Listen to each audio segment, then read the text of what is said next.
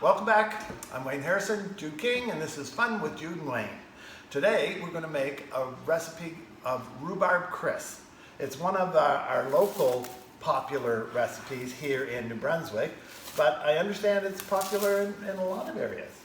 So we're going to start with 6 cups of chopped rhubarb. Freshly chopped this morning. No, last night. I was out in the garden with lights on, getting the rhubarb. And so, nice. Into that rhubarb, we can probably just toss that around. We're going to add 2/3 of a cup of sugar. Toss that around. And 3 tablespoons of flour. This will make the juices syrupy. Yeah. And we'll do that. And then 1/2 teaspoon of cinnamon. Actually, I put more. I don't put sugar in mine. I'll put in a sweeter fruit, like a strawberry or raspberry, so that becomes the sugar, and then you're not putting white sugar in. Yes, okay. Yeah. So you can experiment around with these things.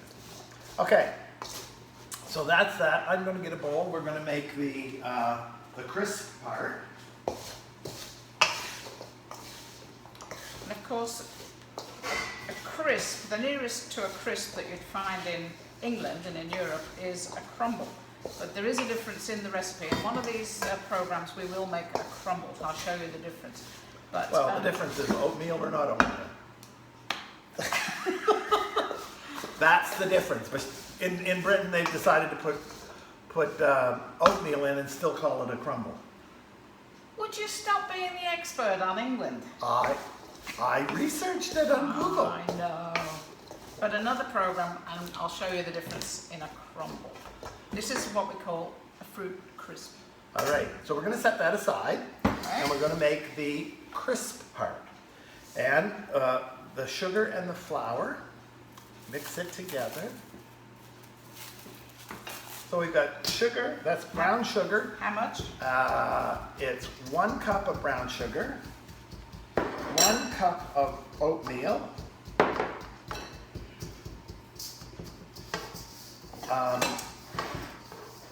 1/2 cup of flour. That's not much flour. No, it's not. That's a difference in a crumble. Well, see, the crumble forms a crust, right? Forms a crumble. That's another program. Stay tuned. We'll have you all confused. Cinnamon? Cinnamon, yeah. 1.5 teaspoons of cinnamon. So, do you ever 1 use cup of nutmeg? Do you ever use nutmeg? Yes, I do. Yeah, that's a nice taste. It is. This recipe, I got it off the internet. Of course you did. Of course you did. So it's not a family recipe, or? No. Okay.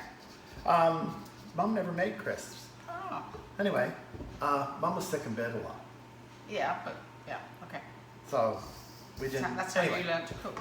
Yeah, that's how I learned to cook. So, a cup of oatmeal, a cup of brown sugar, 1/2 cup of flour are mixed into here, 1.5 teaspoons of cinnamon, and we're going to put in here 1/2 cup of butter. Of course, if you were making a crumble, you just put your hands in and you do this. What's that? Oh, you're going to do that. Okay. If you're making a crumble, you crumble it.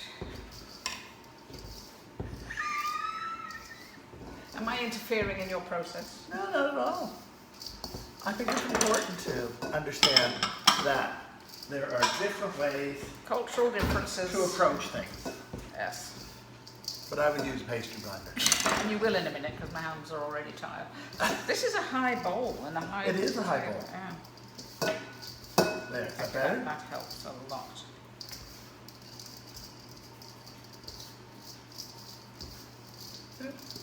Before I got my pastry blender, I used to do that. Exactly. Untouched by human hands. Untouched by human hands. You? Oh! Pretty much. We'll work it out. Anyway. Isn't that lovely? Look at that crumble. Yeah. Rhubarb And let's show the audience, see what it's doing. It's becoming mealy, as we would have expected. Mealy. Yeah, like Okay. meal, Okay. you know. All right, you get your little thing going there. You are talking about the pastry blender. And I think I'm going to need a bigger dish than this. You do have a lot of food here. I mean, that will be full just from the From rhubarb. that, yeah. But it will boil down. Don't want it leaking Let me all see over what your- else I've got. Okay, so I'm preparing the pan right now, and we're going to pour the rhubarb into it. So, the rhubarb with the sugar and cinnamon already mixed into it. And this is going to boil down, and so I just want to make sure that we get an even distribution of the sugar and the flour so that it becomes, what did you call it, syrupy? Yeah. And if that was a crumble, I would stewed it first. So you're putting it halfway stewed into the pan. You would what at first? I would stew it a bit on the stove. Oh, would you? Okay. Yeah. Break it down a bit first. Okay, so now we've got that ready.